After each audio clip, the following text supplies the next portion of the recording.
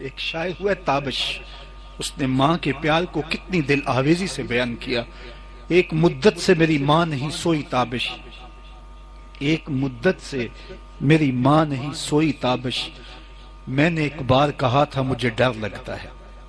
کہا بچپن میں میرے منہ سے نکلا تھا امی مجھے رات کو ڈر لگتا ہے.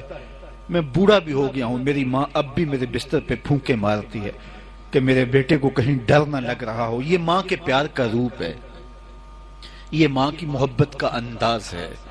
شہر میں آ کر پڑھنے والوں بھول گئے ہو کس کی ماں نے کتنا زیور بیچا ہے.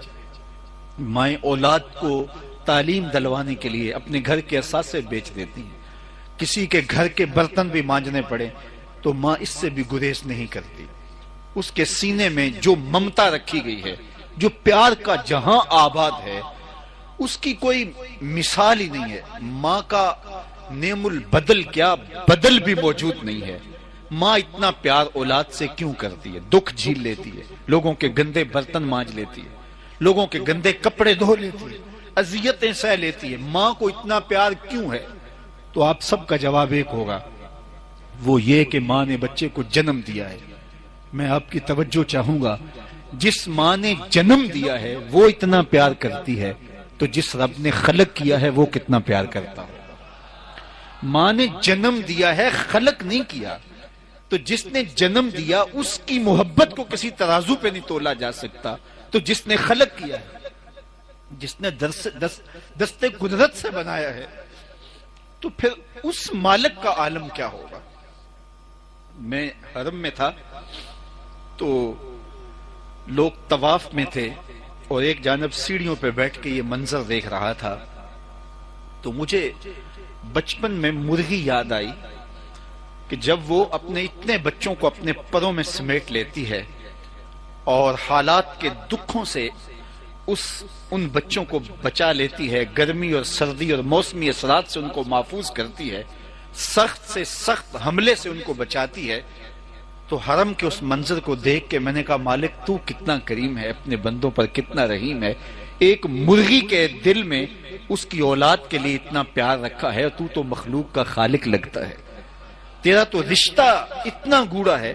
تو ماں اولاد کے لیے یہ تڑپ، یہ درک، یہ محبت اور یہ پیار رکھتی ہے کہ اولاد کے لیے ہر دکھ جھیل لیتی ہے، اس لیے کہ ماں نے اس کو جنم دیا. تو یار جس نے جنم دیا وہ اتنا پیار کرتی ہے تو جس نے خلق کیا وہ کتنا پیار کرتا ہوگا.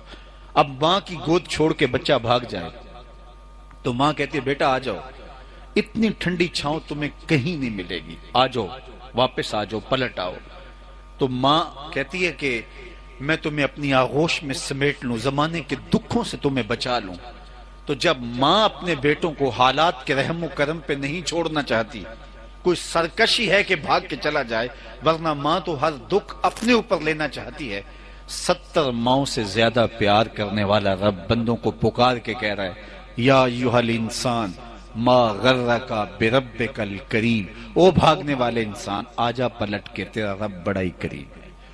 الذی خلقک، وہ تیرا خالق لگتا ہے. اس کی دہلیز چھوڑ کے جا رہا ہے، اس کی چوکھٹ چھوڑ کے بھاگ رہا ہے، آجا پلٹ کے. 70 ماؤں سے زیادہ پیار کرنے والا وہ رب پکار کے بندے کو بلا رہا ہے.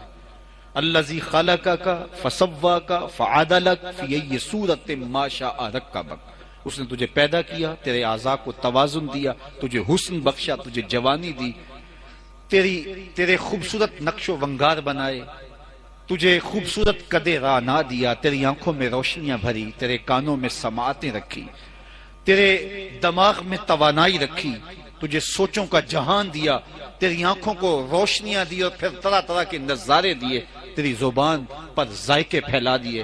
اے انسان اس کریم رب کو چھوڑ کے تو بھاگ رہا ہے، آجا پلٹ کے. آنا تو نے ہے ہی، کل جو پھر کفن میں منہ چھپا کے آتا پھرے گا. اچھا نہیں ہے کہ اپنے قدموں سے چل کے آجا، کھلے منہ آجا، کل لوگ تجھے اٹھا کے لائیں گے، آج خود چل کے آجا. اس کی رحمتیں پکار رہی ہیں اور وہ آواز دے رہا ہے کہ میری رحمت تجھے بلا رہی ہے. ما غرک بربک الکریم، آجا اپنے کریم رب کی طرف آجا. جب تو اس کی طرف پلٹ کے آئے گا تو وہ یہ نہیں دیکھے گا کہ اس نے گناہ کتنے کیے، وہ یہ دیکھے گا میرا بندہ میری طرف آ گیا.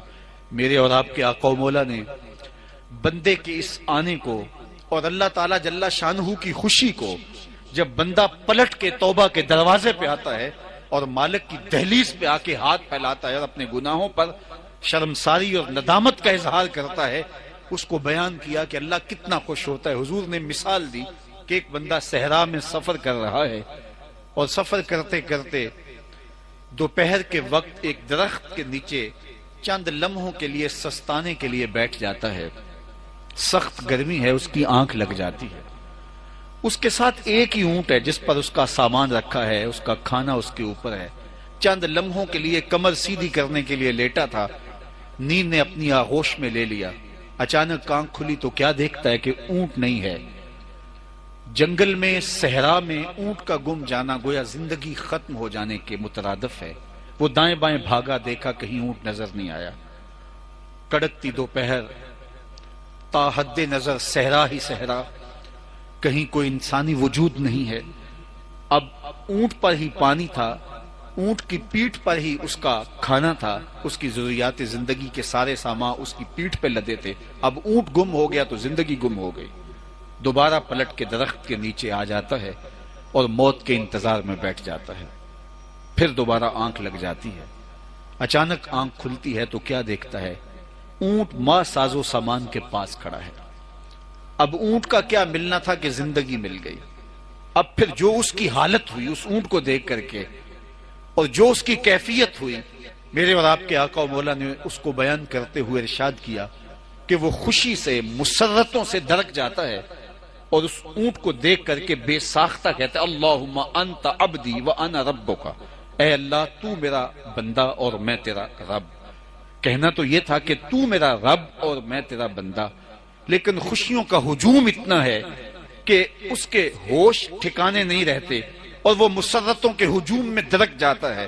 جب بھی تیری قربت کے امکان نظر آئے ہم اتنے خوش ہوئے کہ پریشان نظر آئے۔ وہ کیا کسی نے کہا تھا، کسی کے آنے سے ایسے ہوش اڑے ساقی کے، شراب سیخ پہ ڈالی اور بوتل میں کباب۔ کہنا یہ تھا کہ تو میرا رب اور میں تیرا بندہ، لیکن مسرتوں کے ہجوم میں درک گیا۔ گویا اونٹ نہیں ملا، زندگی ملی ہے۔ تو اچانک جب اپنے پاس اونٹ کھڑا ہوا دیکھا تو بے ساختہ پکارنے لگا اللہم انت عبدی وانا ربک، میرے اللہ تو میرا بندہ اور میں تیرا رب۔ حضور علیہ السلام نے فرمایا صحابہ بتاؤ وہ بندہ کتنا خوش ہے کہ اس کا اپنی زبان پہ قابو نہیں ہے، اس کے حواس ہی اس کا ساتھ نہیں دے رہے۔ کہنا کچھ ہے لیکن بول کچھ رہا ہے۔ یہ اس کی خوشیوں کی انتہا ہے، یہ اس کی مسرتوں کا عالم ہے۔ میرے حضور یہ مثال دے کے ارشاد فرماتے ہیں جس طرح وہ بندہ اتنا خوش ہوا جب کوئی بندہ توبہ کرتے ہوئے مالک کی چوکھٹ پہ آتا ہے، اللہ اس سے بھی زیادہ خوش ہوتا ہے۔ ایک شاعر ہوا تابش، اس نے ماں کے